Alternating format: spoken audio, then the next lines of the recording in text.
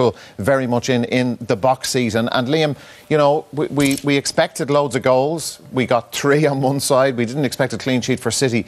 Can you just explain what happened this evening? Why were Liverpool so good? Why were City so off their usual game? Well, funny enough, I don't think Liverpool were unbelievable, Dara. I think Manchester City shot themselves in the foot, you know. 2 goals, sloppy play, Otamendi for the third, Sané for the first. But the big players, the creative players, just didn't turn up, didn't show. And I don't know whether it had anything to do with the incident that went before the game, but they were unrecognisable from the team that we've seen in the Champions League this season and in the Premier League. Very, very hard to explain. I think Liverpool got their tactics very right. They rather than press too high, they retreated around the midfield area, and then they hustled the Man City players into making mistakes. And they were making mistakes that they don't normally make. So it's 3-0. It's looking good for Liverpool, but you know what, Dara? I wouldn't write this tie off just yet. Eamon, would you? I think I could see Liverpool scoring. They're a counter-attacking team. City are going to have to go at them. I wouldn't say it's over, no.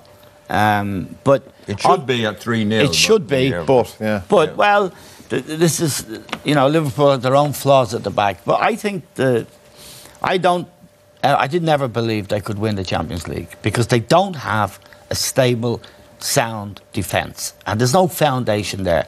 Otamendi is going to give up chances at this level against the best teams, always.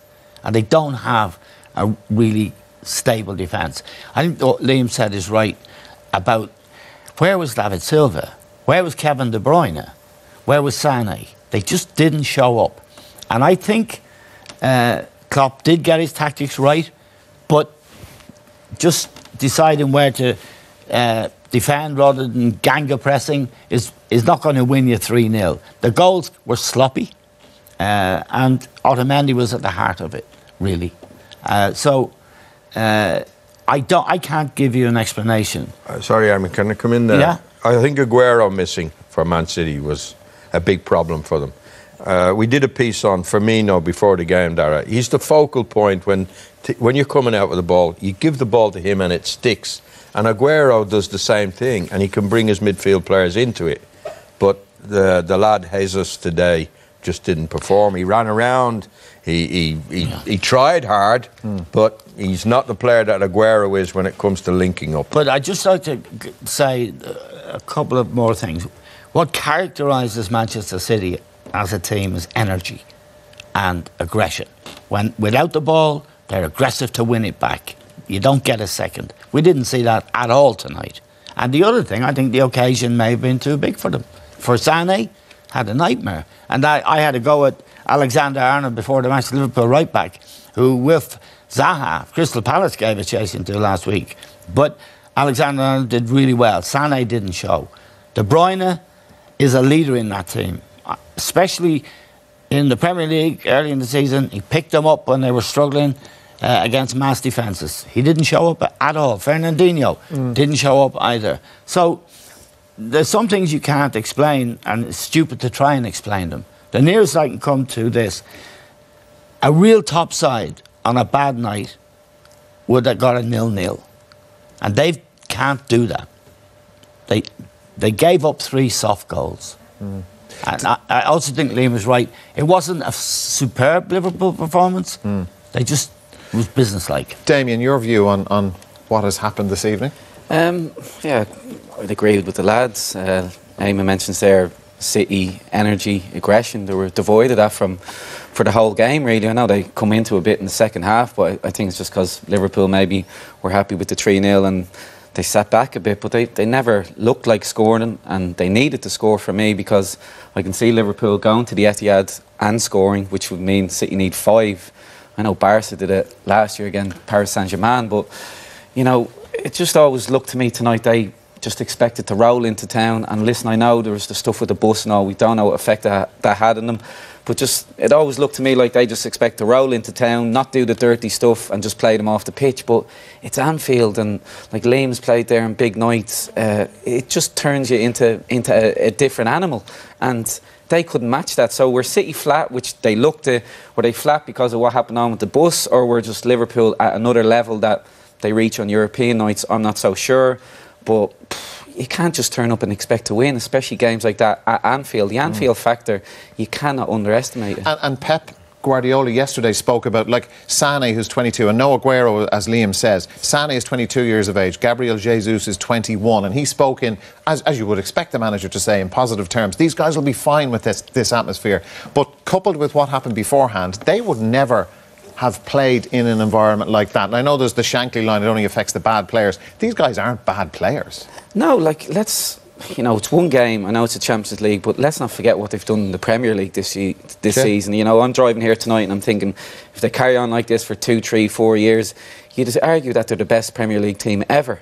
So you can't, you know, they're that good. They're going to hit 100 plus points. You could say I'm getting carried away here, but you know, let's not get carried away that they've got wiped aside by Liverpool tonight. They're a top, amazing team.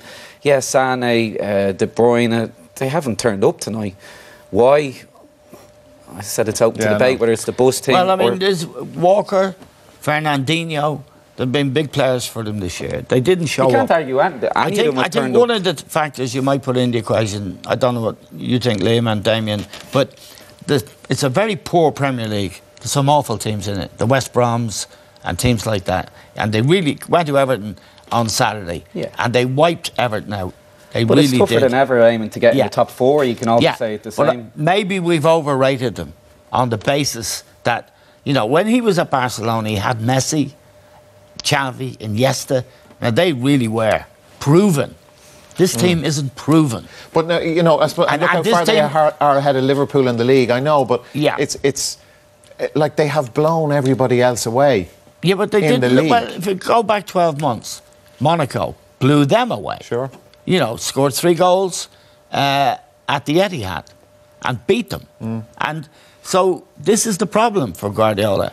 It has been a problem for Guardiola down through the last few seasons. Even at Bayern Munich, he had this high pressing game, and yes, they won the league easily every year. But in the Champions League, the defence was there and doing, and it could very well be again tonight. Like, he had 3 successive semi-final defeats with Bayern Munich in the Champions League. He had that amazing Barcelona team in 9 and 11, but you know he's won it. Well, he's won it twice in 10 attempts.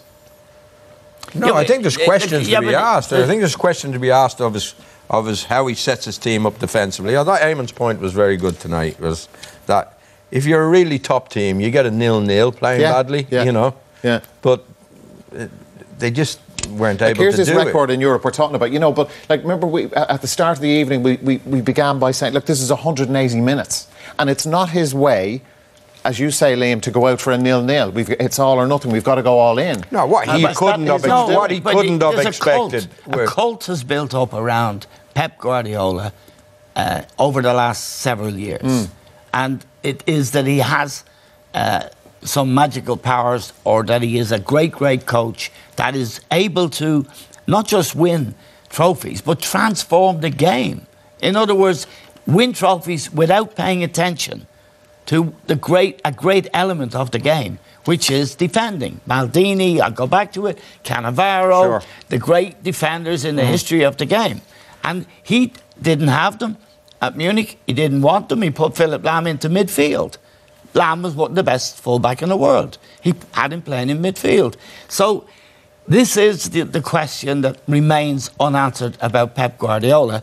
Can he do it without Messi, Xavi and Iniesta? And he can win the Premier League. He can win the Premier League by as many points as he wants, but he's got to go and play against Ronaldo. He's got to go and play against Messi. And he's got to go and play at Liverpool, and he's got a dummy called Otamendi playing centre-half, who's not good enough, and he doesn't seem to care. And he's bought a guy in for 60 million called Laporte. He was playing tonight. You wouldn't have noticed him, except if you were watching the mistakes he made and the bad positions he took up. So this idea that everyone was running away with, that they were going to win the Champions League this year, is wrong. Because if Liverpool don't do them, Somebody else Real Madrid will do them, Barcelona will do them. So, like, how beyond the realms of possibility is it that they get out of this next week, City, that they manage to get the 4 goals they need, or the 3 to take it extra time and not concede? I'm just a big fan. I'll even go back to the Denmark Republic of Ireland game. I think I mentioned it then. I'm just always a believer that you need an away goal.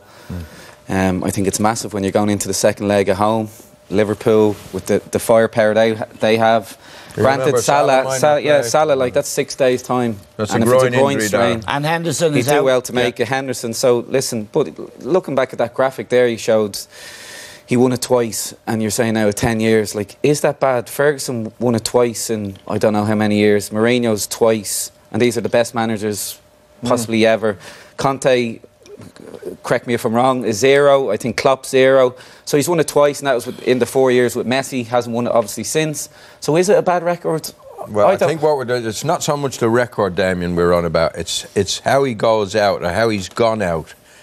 He's had a lot of disappointment, because it's as Eamon said, he hasn't paid enough attention to his defending, and it's come back to bite him again tonight. Well, when it works, we love the attacking stuff that his team. Yeah, but they're not mutually mutually exclusive. Of course. Well, I think they are when you've got Messi in the team and you've got Xavi and Iniesta and those kind of players. They took chances at the back, that Barcelona team, but they overcame them because they had so many great players. But there are serious questions about Guardiola and how he sets his team up defensively. Look at the first goal. It's 1 against 1 at the back. It's only 1 against 1 at the back. Let's look at the first goal.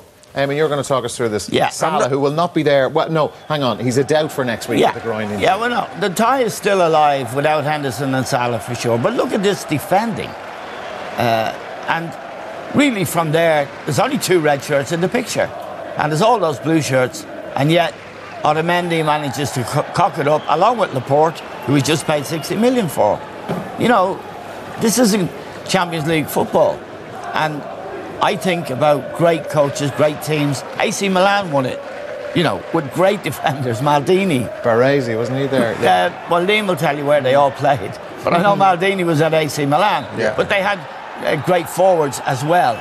And this is what we have to judge great coaches by. The standard set by AC Milan and other great clubs that have won this, and Manchester United, indeed. Well, I just want to ask you, though, you know... See, the idea is around that Pep has discovered something in the game. Funny enough, Klopp was asked a question this week. Is Guardiola bringing some magic to the game that nobody else can do? Yeah. And Klopp said, no, he's just had the best players. He said it's not witchcraft. Yeah, exactly. He's just had the best players. Yeah, but I want to talk to you about Klopp and you know, this night for him, because, OK, we have the City defensive problems there, capitulation in the first half, but the credit that must go to Jurgen Klopp and his players and what Klopp did. You know, you talked about, we mentioned beforehand about will one of them do something different? Liverpool did, Klopp's team did. They didn't press as high. They retreated, and then they got first to the ball. Damien mentioned that in the summing up at half-time. The team that got first to the ball was Liverpool all that first half, and it knocked City out of their stride. Now, why City weren't up for it, or why they were surprised at this, is hard to fathom. You know, it's hard to, because they are such good players, but they just didn't show tonight. And there's never been such hype around a team. I mean, Damien's saying maybe they'd be the greatest team ever to win the Premier League. Not in a million years, Damien. I'm saying if they carry on in the Premier League for another 3-4 years. Yeah, but at the moment, people have been saying that. They have. And people have been saying they'll win the Champions League. At the moment, we're all blinded to just a few years ago. The great teams that won the Premier League, Wenger's Arsenal, Ferguson, McKean, Patrick Vieira, come on. That's not ancient history. That's just a few years ago. Yeah. They're nowhere near that. You've got to have great defenders to be a great team. There's no other way. I think when we show the second goal, it'll be who's first to the ball, Dara. James Milner. Damien's going to take it. Well, I think these pictures sum up the game, really. They were compact, and this is where we're saying Klopp, he usually presses high, but they were happy to sit back and frustrate Man City. you know, they pass, they get frustrated, and then they end up forcing the ball, and Liverpool recognise a press. This is it, a little flick, and they obviously win the ball back, and they're a bit more direct and obviously with a better energy all night. Great ball from Van Dijk, and Mane's on the front foot already. Great run by Robertson, he takes Walker away. But this is what I said earlier, it sums up the evening for me. Gundogan, yeah, fabulous player, so creative, but Milner puts him into the cop with the tackle. Doesn't want to know, just dips his toe in. A, for young lads, you'll get hurt badly, and B, if you want to win a game, like I said earlier, you have to do the dirty stuff. Yeah, they're an amazing team, but if you don't do that stuff, you've no chance. Wasn't a bad at shot either, Damien, on the end of it. Well, not a big fan here, so I won't touch on that. But yeah, amazing strike, strike. Liam, before we look at Mane's third goal, would you just describe for us what happened here? What should we be looking out for here when we watch this again? Well, Otamendi, he was amateurish for the first goal, but when you're trying to play your way back into the game, you don't run with the ball if you're centre back into the midfield. And he's made a huge mistake. And once Liverpool nicks the ball, you can see Let's have a look, yeah. Once please. Liverpool nick the ball away from him, the City defence is in totally disorganised, and Salah makes them pay for it with a lovely cross. But this is Otamendi now. You're looking for experienced players not to do these things. You don't want defenders running out from the back with the ball like that into crowded areas. And once it ends up with Salah's feet, you know you're in trouble, OK? He gave Laporte a really hard time. It was a lovely little cross, and because Otamendi's out of the middle of the fence, they're all disorganised. Nobody's picking up. Company's drawn to the ball. Fernandinho, who's a midfield player, is trying to mark Mane. It's a lovely ball from Salah. In you go. But Otamendi, that's the point I'm making there. An experienced player can't do that. Now, we're talking about, well, can City overturn 3-0? But if Otamendi doesn't run into the heart of the midfield like that with the ball, they don't score. So he's given the first one away, he's given that one away. And he is a starter in Pep Guardiola's chosen 11 that is going to win the Premier League by a mile, but it's not going to win any Champions League while he's in that team.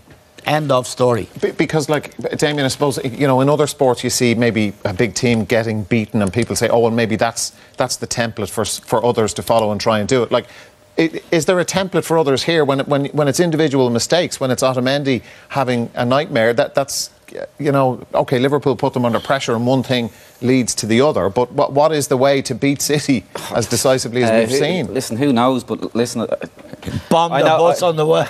Hang on a second. No, but you just... you didn't mean that, but... attack the bus on the way. Yeah, well, hang on. And Liverpool have come out and condemned what happened. Well, you didn't mean that. The big X factor. Yeah. We don't know the effect that violence had on the City players, psychologically and emotionally. And I've been in that situation as a former Millwall player for many years, and I've seen the effect that violence can have on lads when they're going to a game. It's an emotionally fraught moment anyway, and you put that into it. We don't know about that. It would explain a few things, though, wouldn't it, Amy? There was a marked lack of energy about that team from the get-go. Not just the defenders, David Silva, Kevin De Bruyne, Sané, top players. Elementary mistakes they were making that we haven't seen them make so often, you know, and so much there. Damien? I think that the teams, if you go through all the games they've had this season when they've struggled, obviously Liverpool have given them the biggest scares, and I know they were compact and dropped deep at times tonight, but when they saw a press, they were in your face. Napoli, Shakhtar, they give them frights. And if you remember back to the Carabao Cup, I don't know if many people watched that, but Bristol City over 2 legs, they were in their face.